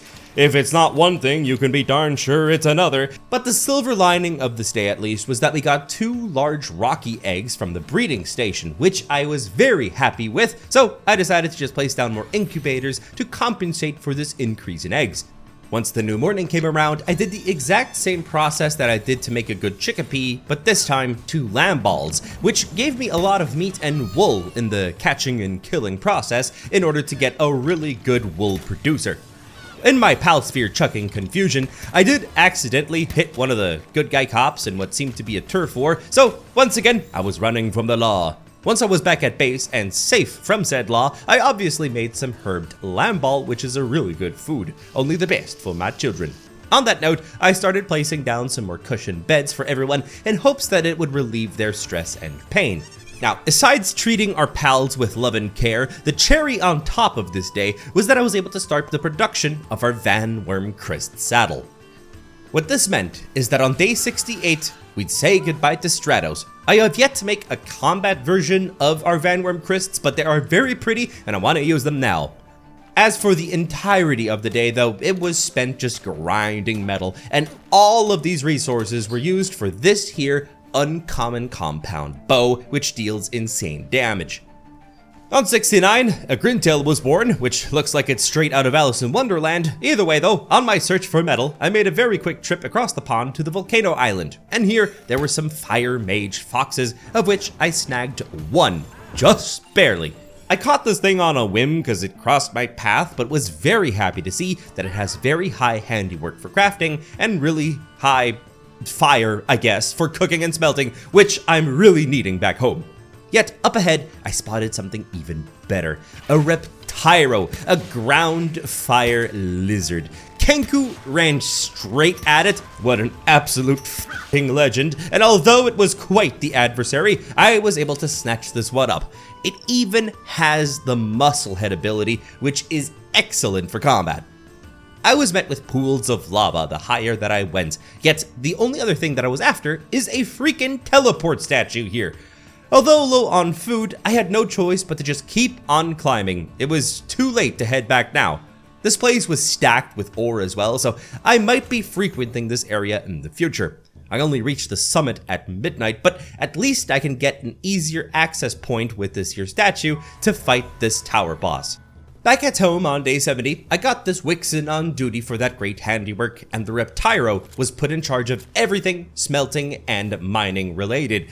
This got me thinking though, why don't I just get a ton of Reptyros? So after restocking everything, I set out to catch some more as well as explore anything else in the area that it might have to offer. This was great to do as every catch granted about 6 fire organs. After catching just 2 more, I was famished and went back home to set them all to work at the ore pit, so hopefully metal will no longer be an issue. I have been severely struggling with this resource, but either way, with one last push through the entire night, I was finally able to craft that compound bow. This thing packs such a punch, especially because all of the arrows require metal to be produced for this thing. I am really glad that I got those Reptyros when I did. The next thing that I wanted to craft is the Herbolt's harness, as that can help me when I go down in a fight. So I was back to grinding electric organs from the Univolts, and as I was looking for them, I found another bounty person named Jade, who very swiftly felt the power of my new bow. I was glad that the harness was not too difficult to craft on day 72, so the Herbal has gone from Bob the Planter to Bob the Healer. After restocking on ammunition, I went out in search of a high-level dungeon, as I was in need of ancient civilization parts. I did find one at level 40, which is sadly too high for little old me, but I was rewarded for my sorrows with some scorching eggs here. Right after that, a supply drop fell from the heavens, and I was very happy to collect from it some more potions and a cold undershirt. Once that was all said and done, I found a level 19 dungeon that is a little bit more up my alley, and you get the gist by now. Just run through and loot as much as you possibly can. Just hope you get some good schematics. And with this dungeon cleared, I skedaddled. So I got back home and crafted the beefy Giga shield on day 73. I then picked up all the successful bounty tokens that I'd collected thus far, brought them to a bounty officer, and used them to buy ancient manuscripts. I need these for advancements at the research laboratory to improve my passive progress here. I then went back to the snow and caught just a few more Van Worm crysts, and all that had me reaching level 34, which grants me refined metal production.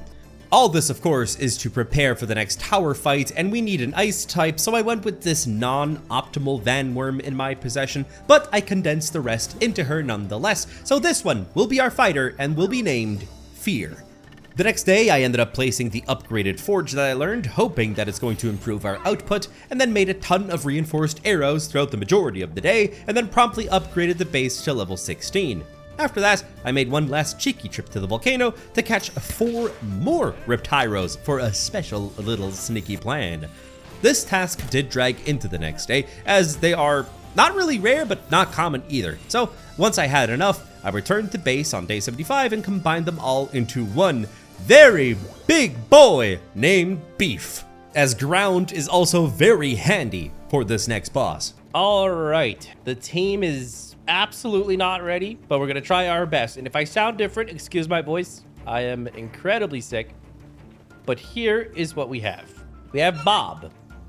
Bob is going to be there just to heal me in case I die, and by saying case, it means when. Then we just have a random Ice Fox Glaceon just in there, because while in the team increases the attack power of Ice Pals, right? So that doesn't really matter about Palomita. That's just there to help us glide. But we have Fear. Fear is condensed once and has Stronghold Strategist. It doesn't have a lot of stamina, but that doesn't matter for the attack, so that's fine. And it makes me have more defense in the fight. On that note, we're trying to deal a lot of ice damage, hence the Glaceon and Fear. But the cherry on top is Beef, because ground is also good against this boss. He has a pretty high attack, and all ground moves is a ground type, so he's going to resist. He's got Dragon Killer, so decrease in incoming dragon damage, which is what the boss does, plus Muscle Head, so another attack 30%. We condensed him. Now, what we're going to do on top of that, what we didn't do before, we're going to go to the Statue of Power, and we have souls by now. Lots and lots and lots of souls. And I'm just going to want to dump some into enhancing them, all right? So we're going to get his attack up even a little bit more, and just a little bit more max health, and maybe just a smidge of defense, and that should be good. Now, if we want to do Fear, we can also do that just a smidge more, because they're going to be our main fighters. It's more mainly Beef, but Fear, I'm pretty sure, is going to be able to pack some semblance of a punch. All right, that's all the souls we have. It's getting nighttime. So about our gear, I have the compound bow, we have a blicky, we have a life pendant for more health, we have our thermal undershirt, we have the Giga shield, which is great, we have the heat resistant metal armor and a metal helmet, and that's pretty much as good as I can make my gear to take with. So honestly, if this doesn't do it, I don't know what will. But I'm just gonna make a couple more arrows, and then I think I'm ready to give that boss a go. So it was on day 76 when I hesitantly headed out to what could be the most brutal fight in this entire adventure. All right, bucko. I remember you. You got that Orzerk Electric Dragon, possibly one of my favorite pals. I mean, just look at this thing, okay? This is just beautiful design. Absolutely love it. And I can already sense I'm going to get clapped. Like, that's just a given, but I'm gonna try my best, okay? And if I die, I'm gonna blame it on my fever. So, go beef!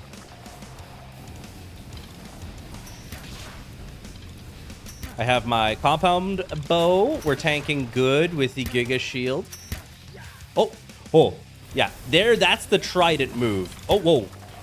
You don't want to get hit by that Trident. That Trident is nasty. We're doing all right on the damage, actually, and I have a lot of arrows this time. Hey. Whoa. Poison Rain. Since when did you have Poison Rain? Gotta make sure I don't put that on the beef. Oh, yeah, the damage is good. The damage is good. I think we have it. Oh, they're glitched into each other. Yeah, that happens sometimes. And in case I do go down, we do got Bob. Well, again with your freaking acid. Whoa. Dude, he is laser focused on me right now. Again with the thing. Okay, you know what? Fear, go. The thing is, if Fear lands ice on him and actually lands the freeze, that's a lot of easy crit shots for me with my bow. There you go, like that. Oh. Yeah, if only I wouldn't be a terrible aim. Oh, nope. Go back. The hitboxes feel a little bit weird sometimes. Oh, right. The acid, of course. Whoa. Thank you. Whoa. Oh, no. He's got both of us. Thing is, though, Fear does make me a bit more tanky with him out. Whoa, that was a little bit too close for comfort. Oh, on me? Hello? Again, dude, he is lasered in on me. I gotta actually heal. Whoa. Come back. Oh, that was close. That was way too close. Go beef. Will you stop focusing me, bro? There, use the med, and I just ate that point blank. Come on, beef. Oh, here we go again. Oh. That hurts so bad.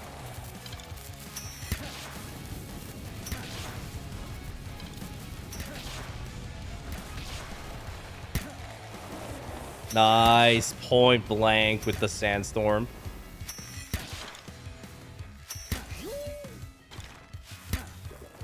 Pulling you back. Ooh, easy now.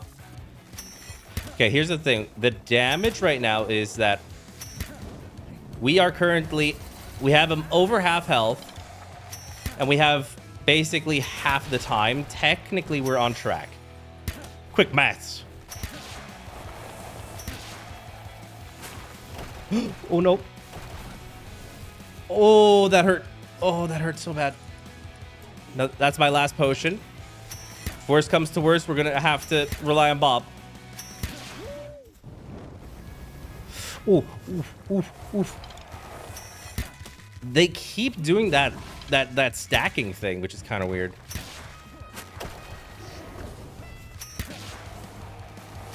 Oh, point blank. Here's the thing, though. If I run out of arrows, our DPS is going to go down substantially, so I can't really afford to miss right now.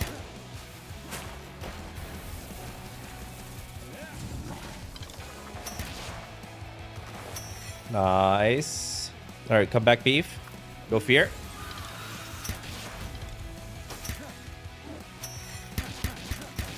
Come on, Fear. Land the freeze. Whoa, that's the Draco Meteor thingamajiggy. Whoop! Oh, that's my whole shield gone. Oh, shooting the dude on the back deals good damage as well. Nice. I think that's going to seal the win, honestly. Oh, that is if I don't die. Boom. Oh my goodness gracious. That leveled me up to level 36 as well. That's the third tower beat. Honestly, I didn't think I'd get this far, but you know what? I'm probably now going to go take a paracetamol and pass out.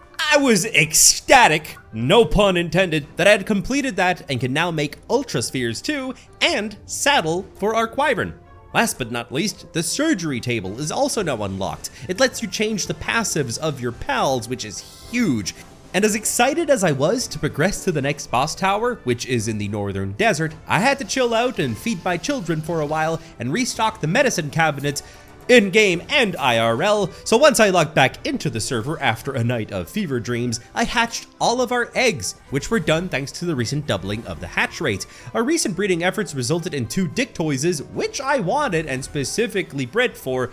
The goal was to use these as our main ore mining pals, but the Reptyros that we got are the same level and have kindling included, so I guess these guys are out of a job right off the rip. On the top of smelting and such, we have gathered a very significant amount of ore, which is great, and also from our legendary eggs, we got an Alpha Moraith, which looks pretty sick. And now that all that was taken care of, I was finally free to head to the desert at long last. What was on my mind was to mine coal here, and as soon as I arrived, a meteor fell from the sky, which spawned a level 33 Xenoguard next to it. This is probably my favorite pal, so I duked it out in hopes of catching it, and sure enough, after a lengthy battle, it was mine. Also, at the crash site, I collected numerous meteorite fragments as they can be processed into other materials, and this last level up here had me learning refined metal crafting. I continued my search for a prime coal mining spot, but they were scattered just all over the place, willy-nilly, so I just went ahead and mined until my inventory was full and immediately brought this stuff back home to begin making refined ingots. And now, about that Xenoguard. Ooh, mama. Okay, give me a second. Okay, this thing has mining 3 and all that. That's cool and all. It has 500 attack, which is great. The thing is, what I'm looking at here is attack plus 10%. Fire damage reduction by 15%. The next boss does fire damage. So this guy might come in clutch. And skill cooldowns reduction by 15%. If I could get this guy to learn water moves, we might have something really good up our sleeve. So you know what? You're coming with me. And I shall name you Sartha. It's a weird name, but it's a very special name to me, okay? I like the name, so I'm gonna just leave it at that. Up next, I was producing high-quality cloth for an upcoming armor upgrade that I have in mind, and also saw that I'm able to make polymer with oil from our domuds, so I whipped up a batch, as surely this is going to come in handy. After completing a little bit more paldium and coal mining on day 78, along with gathering some leather, I was finally able to craft that Wyvern saddle. So say goodbye to fear and hello to Nimbus. It even has 50% added stamina and is definitely much faster. I was so thrilled to have this flying fighter, but what had me even more excited was that I could already make refined metal helmets. We are just soaring through progress right now. Everything just kept rolling straight into the next morning by crafting this refined metal pickaxe to speed up our grinds. And then I started another bizarre breeding venture, oddly enough involving Relaxorus once again, and this time with an Elizabeth. Their offspring shall bring me victory, I am sure of it. So while they're just getting to know each other, I went out on a hunt for some more leather. This killing spree did have me ending up using Sartha against a King P.E.K.K.A boss, but honestly, just cleaving through its HP was a breeze. And well, the grind paid off, as all these items had me crafting the refined metal armor set, which looks stunning. More towards the end of the day, our lovebirds had produced some dragon eggs, which had me incredibly excited, so I decided to pop out another incubator to get these cooking immediately. On the topic of cooking, I was doing just that straight into day 80, which had me hitting level 38. Baking berries is actually incredible XP. Either way, Beef has brought our mining research to level 1, so we should be producing more ore at base now. I then proceeded with the research for planting, as we were struggling with that quite a bit. My new level also had me looking at the ore mining site too, so I redirected my focus to getting that important upgrade placed. Thankfully, the meteorite fragments that I brought home could be turned into a lot of paldium, which speeds up this process, but I had to remodel my smithing and electricity section just to fit this plot somewhere, as it is enormous. Now, we'll have ore soaring through the roof with that settled in. Definitely worth the time investment, and in the evening, I managed to hatch a Ragnahawk, which looks incredibly sick, probably one of my top 3, and also a Mosanda. A little Flambele went along with it too, which produces flame organs. Also by now, I had plenty more huge dragon eggs left over, so I set them all to incubate as the clock is ticking and every hatch matters. I then added something very special to my base on day 81, right here in this very basic room at the peak of our base. It's here that I placed my surgery table. It is very costly, but my passives and my pals are going to be through the roof with this. However, considering I'm going to cut them up without a medical license, I decided to just put in a little bit more effort from my pals and place some more cushioned beds for them. And you know, this basic room that I whipped up is the perfect spot for an antique dresser. Here I'm able to apply skins for myself eventually once I unlock them. Also, I finally remembered to send out my pals on expeditions to passively gather resources, so they're on their way. Can't believe I totally forgot about this. This would have helped me a long time ago. The next morning, I realized I was low on resources and that oil rig was nearby, so I went there and slaughtered every single bandit in sight, hoping to gather every item in their possession. Kinda like Robin Hood when you think about it, just without the positive actions to follow it up. Either way, as soon as I got back home, I checked all the booty that I had looted and spotted that I had got some schematics, accessories, and some dog coins. And considering I already have some of these saved up, I took them all on over to the desolate church, where I spent them on a cognito hat. Yes, I could have spent them on an extra accessory slot for, I don't know, maybe more attack or defense to let me win more fights, but it's drip or drown, okay? Fashion comes first, as now I feel way more like myself again. As for the evening, I just baked berries until I hit level 39, which, seriously, again, fantastic XP, so progress is going great. Progress did hit a hard stop though upon logging back in on day 83, as everybody's boo-boos needed to be tended to, which took its very sweet time. But what had me excited though was that all these eggs were ready to be popped, from which we got tons, and I mean tons, of Jormuntides, very powerful water types. And of this batch, I took the best 2 and set them back to breed some more. Another cheeky thing that I then set out to do was to tame a boss Mammorest at the starting area, as this thing surely will come in clutch with my farms, which still are lacking. At least I thought this would have been a definite positive, because once I got back to base, I noticed that its planting is even worse than the bronze cherry that we have, so my bad, I guess. The next morning, I was very pleased to see a return on my investment, that being my pal's expedition, and so logically, I sent out another batch. I then set out on an expedition myself to gather heaps of coal, and during this outing, I also got to slay a shiny Dazzy, which had me reaching level 40. On my travels, I did come across a town called Dune Shelter. This is where I bought lettuce seeds and horns to make meds from a merchant. There was also a level 38 cave here, so I thought that I could manage this and hopped straight on in. This one was in fact desert themed and was home to pals that I had yet not seen, called Incinerams, a dark fire goat thing. So I caught a level 36 specimen with impressive passives and also mined a new mineral named pure quartz. I then tried to speedrun the rest of this dungeon, but to get out, I had to defeat a boss Nightwing that somehow kinda got stuck on the mesh below me, so it was impossible to complete as the barrier would not leave without it being dead, so I had to skedaddle. The night here in the deserts was quite frigid, so I swiftly took to higher ground and reached the next boss tower actually, atop of this plateau, so now we know the location of our next target. With just a smidge more coal obtained on day 85, I moseyed on back home, and once there, I smelted up some more refined ingots with this. Plus, I made some circuit boards. I then read up on some food that I looted called Doma Chowder, which increases PAL work speed, so I fed it to some of my team. All the while, I baked some more cakes, and production was going so fast that I even managed to incorporate carbon fiber crafting. With the cake handed off to the Jormuntides later on, I decided that it was time to make another expansion to the base, which came in the form of a second floor near the crafting area. During this, I also realized that I had unfortunately run out of stone, as I had removed the plots long ago and had forgotten to re-implement them. So after scraping some resources together, I was actually able to place my assembly benches atop the new section. The next morning, I was just back in the dunes mining tons of coal when I encountered a level 45 Suzaku boss and engaged it in battle, as I'm pretty sure this can drop good loot.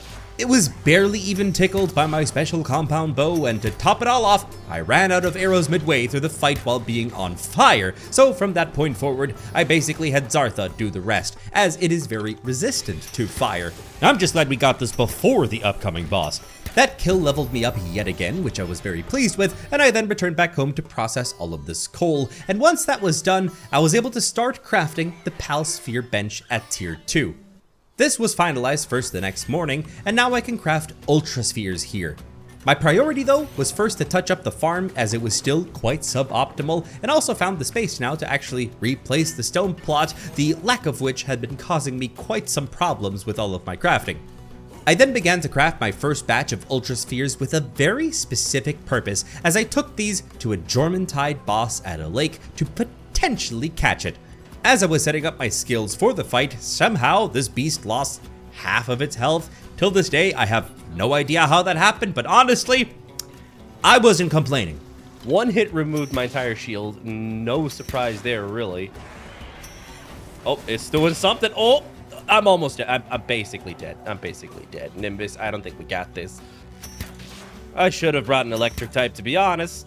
But, you know, hindsight is 20/20. Whoop. Whoop. I just gotta stay alive and let Nimbus do the work, honestly. I shouldn't risk the biscuit. I got 7 of these new Ultra Spheres. Whoa. Whoa. Ah! I'm stuck in the tree. Nimbus, do something. There you go. Could you please fight my dragon? That would be very appreciated. Whoop. All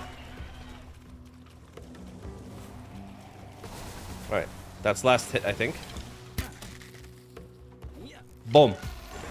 That's not too bad, actually. 28% chance. Just hold still. Hold still. Let me look at your face. Oh, yeah. That's it. Boom, baby. Jormuntide boss. Lord of the Sea, baby. Let's freaking go. Plus level up. Not bad. Not bad at all. Level 42. I can now make the production assembly line at tier 2.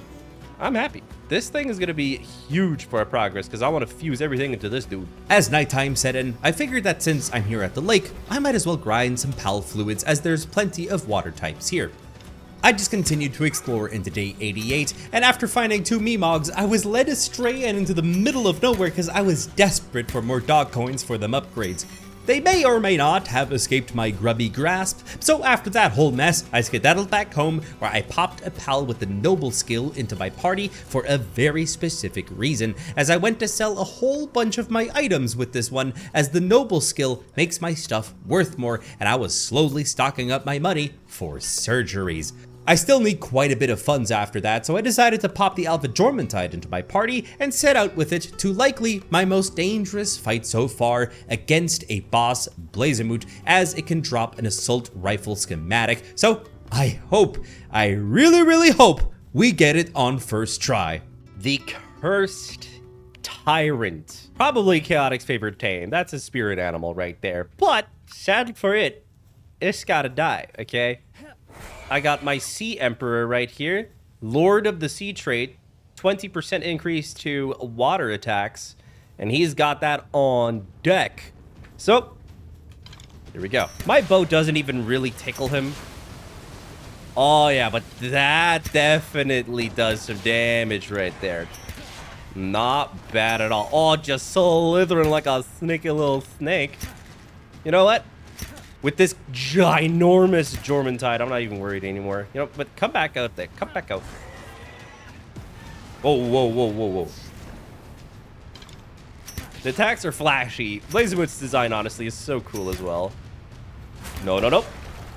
Backflip. Oh, that's gonna hurt. Oh, he's just kind of flexed on me. Oh, that's what he wanted to do. Haha. From the back, baby. Oh!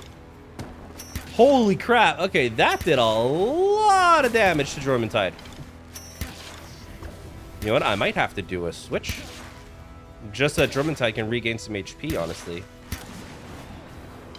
No, you don't. Oh, here comes a big one. Yeah, that's the kicker right there. Oh, I pulled him back. Yeah, no, I saw that. A little bit too much wind-up time there, buddy. Uh-oh. You know, should I catch him? Nah, I'm gonna kill him. I'm gonna kill him. Just because I don't know if I have a less drop chance on the rifle schematic if I catch him. I might as well just go all the way. The amount of XP this dude is gonna give me is also gonna be through the freaking roof. Whoa, whoa, whoa, whoa, whoa, whoa, whoa, whoa. Do it! Bam! Down he goes. What's it gonna be? No blueprint? Oh, good thing I started now, because this, as expected, might take a while. I guess, thankfully, I found some coal in the corner and I could never have enough of this stuff, so I snatched it up and left the cave. I also used a treasure map recently, so I went to the spot to dig it up. Not great loot, but free loot regardless to sell for more money. Upon my arrival back home with my stuff, I was happy to plant a lettuce patch at least, which took me quite long enough to get going. The money stack was building up on day 89, but what was really on my mind was a better weapon schematic, so after repairing my bow, I went to do multiple desert dungeons in a row, and on the way, I looted 2 remedies to increase my HP stat, which I'm definitely needing. There was also this glowing level 40 dude named Whip, who got his own name handed to him, and after that, I entered this one dungeon, which felt like an ancient Egyptian tomb of sorts, but honestly, the deeper I went, the more abandoned it felt. One adversary that I faced here was a very cool Blaze Howl Noct. Either way, it was slayed, and I filled up on more coal here, and then faced the final boss of the chamber, which was a Reptyro, aka my Jormuntide's easiest prey, but still, no dice on an assault rifle schematic or anything of the sorts. In the early morning of day 90, I spotted a random messenger of love who asked me to sit on the ground, so I did so, and I just got loot for doing that. I'm not gonna question it. I'll take anything that I can get. So thankfully after that, the Alpha Suzaku had respawned nearby, which I killed in hopes of getting a good shotgun schematic, but still, no dice. My luck is non-existent apparently.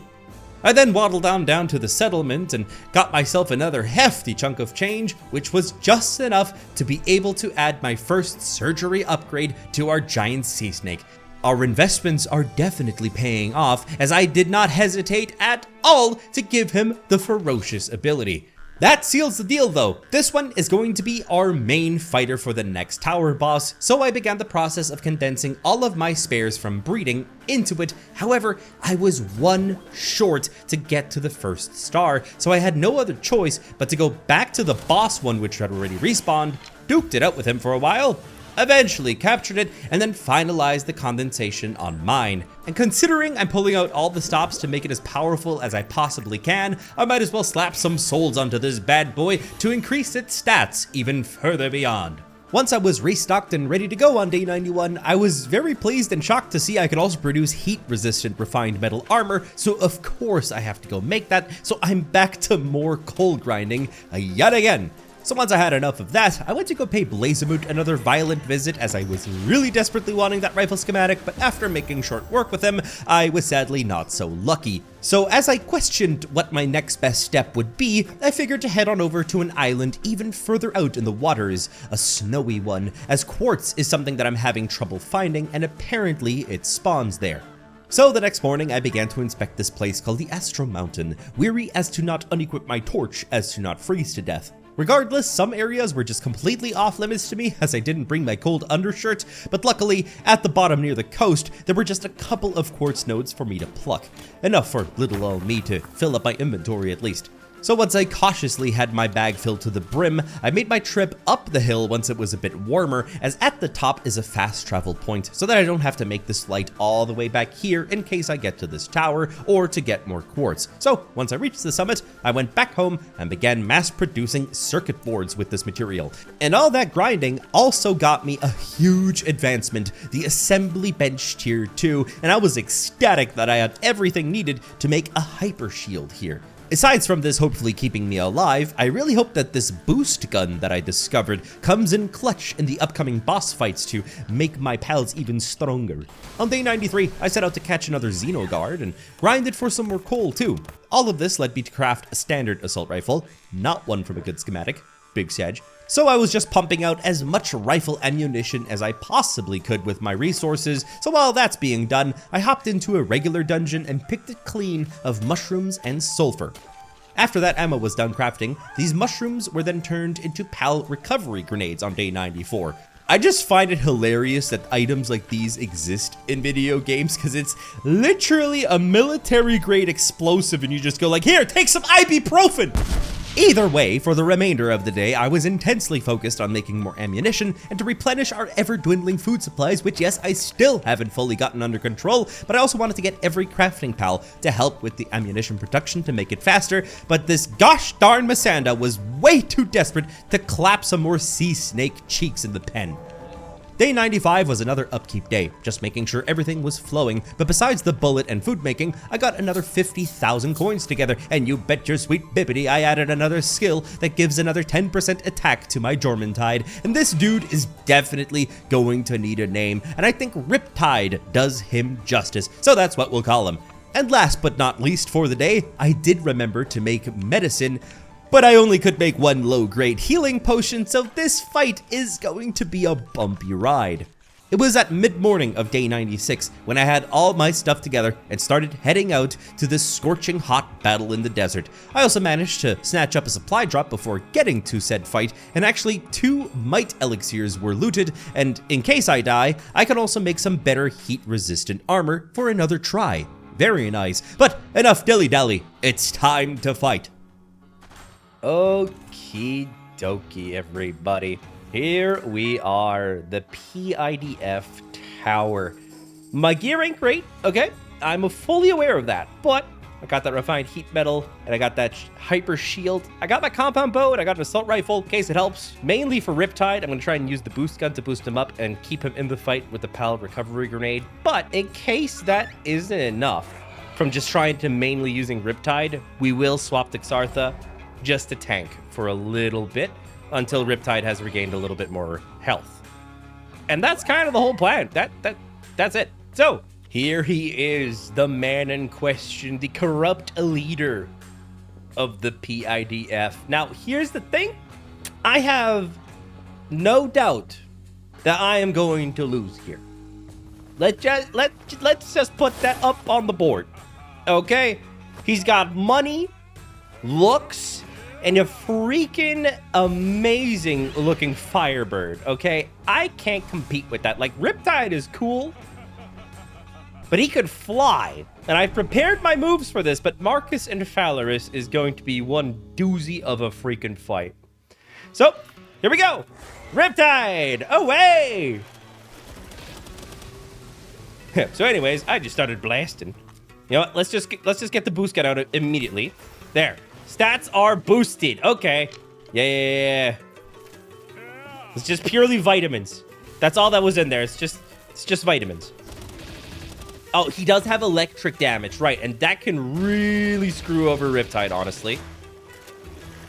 But look at that. Kamehameha to the face, man. And with that, a whole mag. Dude. We are melting him. This isn't even a good assault rifle. What? Is the boost gun that I'm using just so good that I boosted his stats? Oh, I'm gonna pull him out of that. Just in time. Sneaky breaky leg.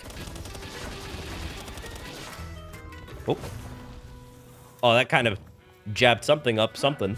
Okay. Blast him, my boy! Dude, look at that damage. We absolutely beefed this dude on up, man. 3,000 on a water ball, dude. Dude, I'm not even wasted a whole lot of resources on this ammo. I didn't even need to bring it. Okay, I'm gonna be real. This is going completely different than I thought it was in every regard. Oh, that's electricity. No, we don't want that. Look, here's the thing. We're not even giving Bob a job to revive me. He's just kind of like, Buddy's just sitting there. You know what? I might as well just save my ammo in case I have to use this for the next fight. Oh, that's a very big electricity. Oh, yeah. We're glad that we dodged that, ain't we, buddy? You know what? Just do your thing, Riptide. I'm just gonna watch in awe and pride of this amazing specimen of a pal that I got to whip up. And he's so huge. He's so huge. He's at half health, but do we care? Not really. Just look at that.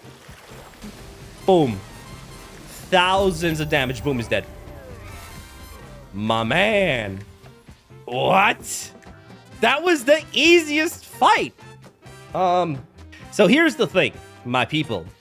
I don't really know what to do. I thought that I was going to lose here, and that I would grind for another few days, and then get my vengeance victory for day 100, and that kind of took it away from me. I don't know what to do now. Okay. The only thing that I can reasonably go do is the next tower, which is Shadowbeak, which honestly, I don't know what's going to happen at this point. I have no more opinions anymore. They're all out the window in the water. And the thing is, though, Dragon is good against Dark. We have Nimbus. Riptide is a dragon. Like, Buddy knows some dragon moves. And we got Sartha, which is a freaking dragon. Can we beat the next tower in the next few days? Well then, I had no choice but to travel back home, snatched my cold undershirt, and now on day 97, thanks to the fact that the breeding rates have been doubled, I checked if my Xeno guards are breedable, but sadly, no luck on that front, since they're both female.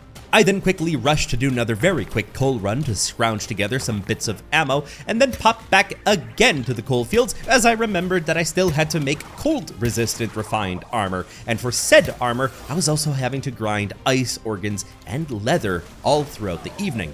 I just ended up buying the last bits of leather on day 98 so I could get to craft this new gear. As for ammunition, I have an uncommon necklace to improve my work speed, so now we were pumping them out at decent speeds. Nonetheless, this batch was only finished at around dusk, and thus I decided to pay one final visit to the Blazemut boss in hopes of getting a lucky drop. Sadly though, on day 99, the only thing that dropped was its lifeless corpse with no good loot to speak of, but at least we got one final level up from this. I then made the necessary trips to the shop so I could make one last surgery on my pals. This meant that Sartha also now got the ferocious skill. I then used these notes that grant XP to get everyone to max level, and then set up everyone's moves while also crafting arrows just in case the ammo that I have isn't enough. So while I'm whipping these up, I want to thank all of our lovely patrons and YouTube channel members for their monthly support. Truly, it is very appreciated as it's come in clutch so many times to keep the video pipeline flowing. So if you are interested, there are supporter sections in my Discord as well as access to some private game servers. And again, thank you very much. After all that, I made my final production facility so late in the adventure, an electric kitchen. I was very surprised that I had enough resources to build this, but either way, with just a smidge of flour produced, I was able to make a dish called gratin or gratin. Please correct me on how to pronounce this. However, this is a very last minute surprise indeed, as the pal that eats this will get a 10% defense increase. And at this point, I will definitely take a meal with that deal. So here we are on day 100, still cooking, but on a serious note, that allowed me to reach level 48. And on the topic of notes, I used some XP ones to upgrade the team's level just a little bit more. And now that we are ready, it's time to head out to the final and very unexpected fight. All right, everybody, this is it. This is the final showdown. You know what? They say that lightning doesn't strike in the same place twice, and the saying also goes that it's just crow doesn't get lucky 2 times in a row. So all the luck that I had built up was all used in Marcus and Falaris fight, and all we got left to do is hop in and try to survive as long as possible, honestly. But here's the thing, with my cold resistant armor on, I'm able to run the attack pendant and a life pendant at the same time without the cold undershirt, which is great. Now, strat is basically just now in reverse. So we will be opening up with Sartha, who is now somewhat boosted. And if that doesn't work, we'll pop out Riptide. And worst case scenario, Nimbus. That's kind of the whole plan. I got ammunition. I have my healing grenades, my bow with tons of arrows, and a boost shots. So I also got the gratin for a defense increase. Almost forgot I had that, and more healing potions this time. This is it. I'm scared. I'm so scared. And here he is, the edgelord himself. Look at this dude. Look at this dude. Look at this nerd. Being all ominous and aura farming and shit. It's all snowy and everything, so you'd think he'd have an ice type, but no. He has this legendary griffin called Shadowbeak. It looks so good, and I am so incredibly dead. So, without any further ado, Xartha, go! Take your vitamin shot! Boom! Alright, with that out of the way, rifle time! Ooh, that reaches far. I hope that was from Xartha. Dude, wait. Look at his health. Oh, pull back. Oh, it's missiles. Hold on, look at the health. It's over 100,000, and Xartha is just hammering this dude. Okay. Just gonna let him do his thing. I'm gonna let Xartha do its thing. I'm gonna save my ammo. If anything, I'm gonna shoot with my bow. Worst case scenario, I'll pull out the extra ammunition from the assault rifle. But for now, I'm just gonna let you do your thing, man. Whoa, easy now. Oh, this is gonna hurt. Oh, shh. Oh, Xartha is half health. It can deal a lot of damage. The Shadowbeak can deal a lot of damage if it wants to. Oh, this is not good. If they're slow and ominous like that, then you don't want them to touch you. It's rule number 1 of any video game. Will you stop following me? Oh, Xartha's almost dead. Okay. This is your time to shine, Riptide. Do your thing. Oh, yeah. Fuck him up, Riptide. Fuck him up. I'll pull you back because I don't like how that is positioned right there. The pillars kind of got in the way and not in my favor. So, oh, here we go. Just look at that anime move, man. Okay. Time to heal. I took a lot of damage there. Time to heal up Xartha as well. I'm gonna sip. I was gonna say that I was gonna sit back for a little bit. I don't think I have a choice in that matter, though. Our damage has significantly dropped, though. I think I have to pull out the assault rifle, honestly.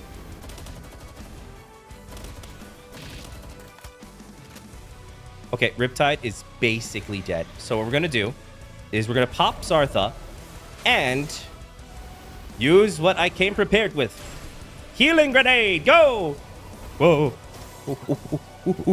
Xartha mama, I'm gonna need you to not be stuck in the architecture, okay? Healing grenade on you again, just to be on the safe side, because I don't want to have to pull up. Oh, that dealt a lot of damage. That was nasty. Okay, I'm gonna have to pull out the assault rifle to be safe. But Xartha just annihilated a large section of the opponent's health, honestly. So, you know what? Die, Victor. Die. Xartha fainted. I just had to pull out the mag real fast when I saw that feint. Ooh, mama. We had a lot of time to spare, but here's the thing. Both the pals that I was fighting with could not keep up with the HP drop. So I leveled up twice from that. Did I forget to feed them the Gretton? I think I forgot to feed them the Gretton. Either way, it's still daytime out. What if I just rush the next tower boss, huh? How about that? How about I try that? I think it's the one over there at Sakonmajima. For those that don't know the reference, go watch The Nest. Trust me, you won't regret it. I scurried across the frozen plains, far exceeding what I thought was possible for my skill level. I got home as quickly as I could to resuscitate Xartha. However, the amount of time that it would take for it to revive would go past our time limit. That probably seals the deal. My true opponent was time itself. So please let me know in the comment section if you would like me to stream this regularly here on the channel, as I will be opening this server to my patrons and YouTube channel members. With all that being said, thank you so very much for watching, and I will see you very soon in our next adventure. So take care. Bye-bye.